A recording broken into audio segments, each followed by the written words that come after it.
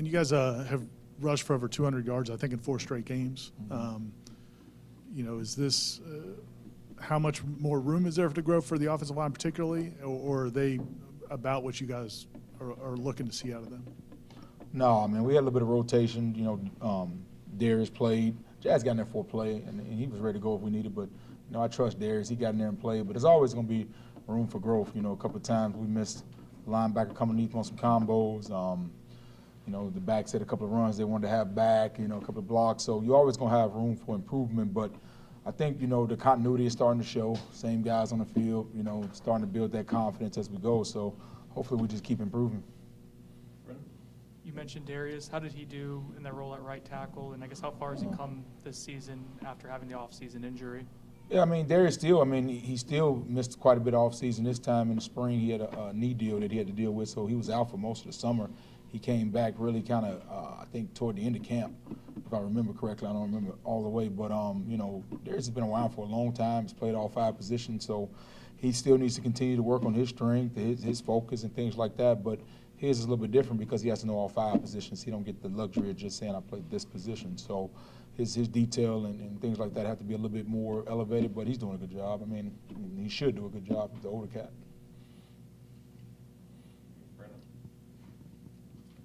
You guys were able to be successful offensively without throwing the ball a ton, but how did Jordan do in the opportunities he had and passing the ball and then just managing the offense in general? Yeah, and the quarterback position is, it's more than throwing. He has to, operate the offense. So if you watch the game closely, he's managing even the run game.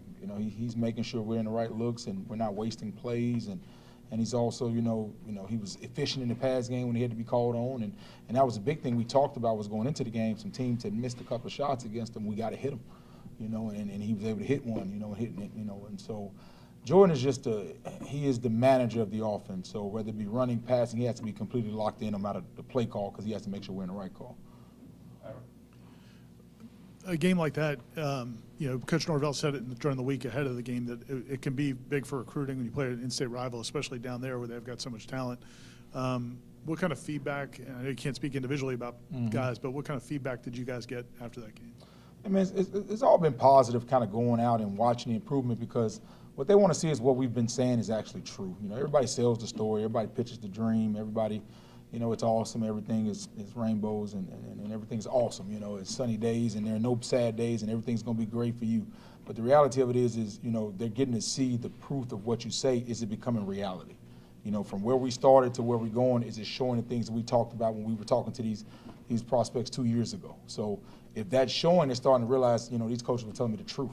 It wasn't just something to make me emotionally invested or feel good. It's just now they're actually doing what they said, and that's what I think, that's what, just truth. And that's all they want is the truth.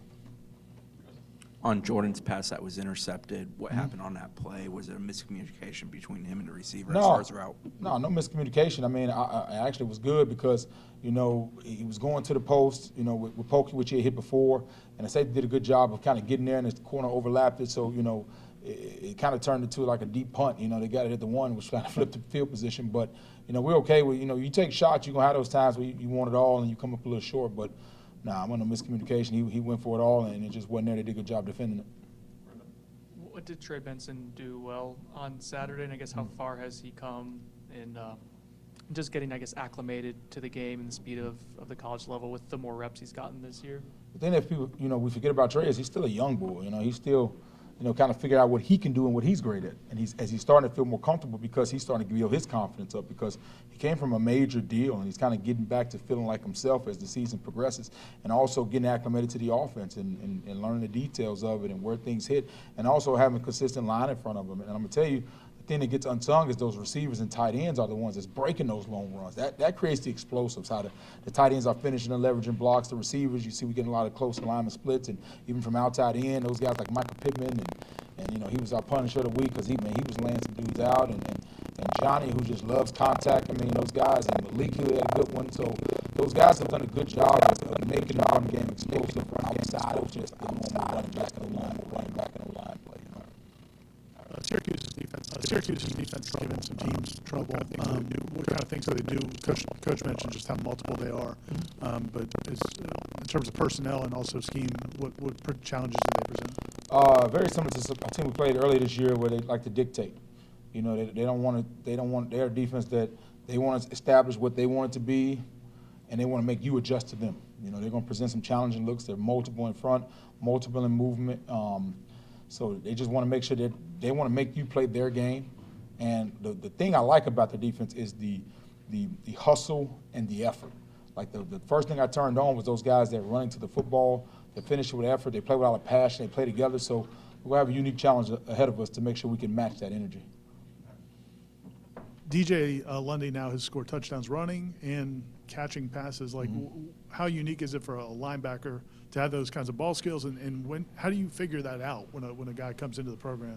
Well, that's Coach Norvell. That's his baby now, that fullback position. You know, whenever we work on that fullback stuff, he takes a lot of ownership in that position because that's his position. Is how he sees it. He's done a good job developing DJ in that fullback position.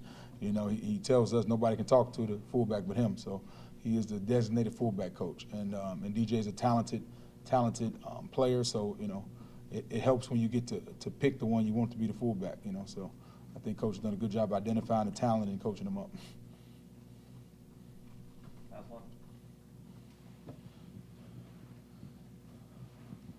Obviously, what's on the scoreboard matters most, but the way you guys are having the success, the physicality that you guys are playing with, just how, I guess, you know, enjoyable is that for you as a coach, and how much would you like to think of it as an offensive line coach, being the offensive coordinator, helping give this program that kind of physical identity? Well, it's just mentality that the players have taken the ownership in.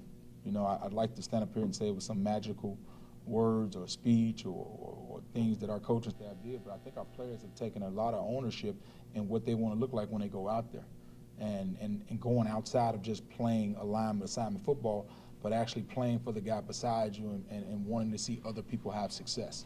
And once they made that decision, we're starting to see, I remember early in the season it was, you know, which receiver is going to be showcased in this game. Then it was which running back was going to be showcased in the game. And I think consistently you saw we said it doesn't matter to us because of the ownership they've taken and said, we don't care who shows up. We're just here to do whatever we need to do to see our brothers have success. And once that started happening and those guys took that ownership, man, I told them thank you, because that's what we needed. And, you know, that's why we're having this success. And those guys are celebrating with each other. And even in the game, you know, in the past, when you have a game where you can just run it and not throw it, you usually have somebody disgruntled that didn't get the ball, you know. So I'm excited because those guys are playing for each other. And that's what makes it fun to coach. Earlier this season, you said the linemen were doing a good job of knowing where to be, knowing what to do. Mm-hmm. But then when you get there, you actually have to move somebody. How much better are they at that now? Yeah, man, that's all.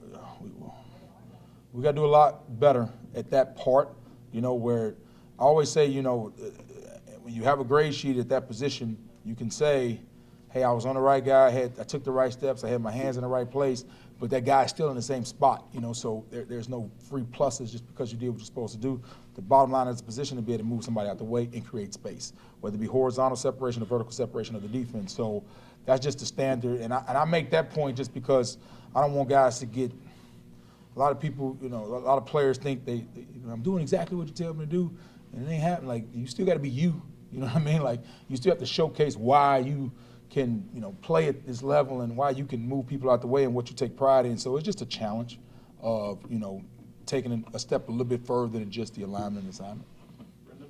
You mentioned this offense and team being fun to coach, and you've been at different jobs at different levels of college football. What makes this specific program under Coach Norvell unique and enjoyable to you right now? I mean, just because you see the growth from the beginning as we started till now, and we have a lot of the, like, people think it's a lot of same players that were here when I got here. Like, you talk about Maurice Smith, Darius Washington, and I mean, it's just fun. And Trey Ward, like, you get to see those guys that have started that process with you in the beginning and committed to playing for each other and watching that grow and them actually see the belief of that is what works. I do see why you were saying the things you were saying. And once it goes from the coach-led team to the player-led team, then it's like all right, they know the standard, they know what to expect. So now you see guys holding other guys accountable and checking guys. Well, you don't have to come and be the coach and give 9 speeches every day and 9 lectures every day because that player's already pulled that guy aside over there in the apartments and the dorms and said, we got to get this fixed before we even get back to the building. And when you have that, that makes it a little bit more enjoyable to coach. Coach said he thought Dylan Gibbons played his best game since he's been at FSU. He did. How good was he on Saturday? He was real consistent, and that's what I wanted him to be because, I challenged him a lot because, he was going to have to do a lot of duty.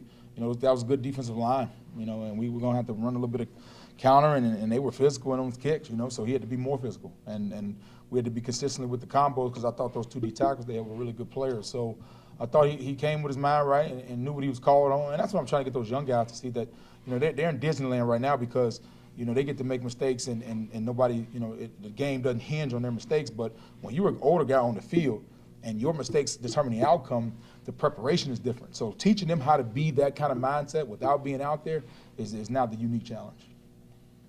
With the success you guys had running counter, at least concepts of it, I guess, what did you see on film that made you think that would be good to go to frequently? And I guess why did it work out for you guys as well as it did? Man, that's a play that's a staple in our offense. We've run that since we've been here, and along with the inside zone, the tight zone, the outside zone. So we've been fortunate to be able to have enough run scheme with whatever scheme we need to be called on in that game, what they're presenting that can be successful, what we can go to. So that's been beneficial for us, but it wasn't the play calling. It was the guys on the field making it get done, and we're just like, don't mess it up. Let them keep doing it because they're doing a good job with it. And I think those guys showed up and did a good job of being consistent. You mentioned the young linemen, and they've gotten some opportunities to play in a few games here or there, but how good is it going to be for them that they've been able to watch some of these older guys handle their business the way you guys want them to and expect them to as an example for when they get their opportunities? It creates coachable moments, because like when those guys went out there in the fourth, that's probably the most, upset I got a little bit just because of things that were happening, but because they went out there just to play, and I was like, we're not just going out to play games. Now, they're still playing football. They're going to try to, they still got their ones out there. So I want you to go out there and showcase that you've been prepared and you were listening to me on the sideline when I was coaching the other guys and getting the information and getting the checks and understand. I want to see that when you go out there because that shows me if you're really paying attention. And also, the things that we emphasize in the game plan in the week because they rep just like the other guys. So I wanted to see if you are actually paying attention, if you're actually focused in and getting the information, and if you go out there and your number is called, can you go out there and perform? And it ain't just, I get to play because we're up. Like, no. Like, I want to see, so I want to see more of those guys being locked in because if your number is called, you got to be ready to go. So it creates teachable moments. I know your guys on the offensive line have to be locked in play to play. And I'm sure they're not seeing everything that's going on around them, but do they realize the way Trey Benson's running? Like, are they able to see that? And do you tell them, like, hey, man, look at the way he's running, like, keep this up? Yeah, I mean, you're personally responsible for his well-being. Yes.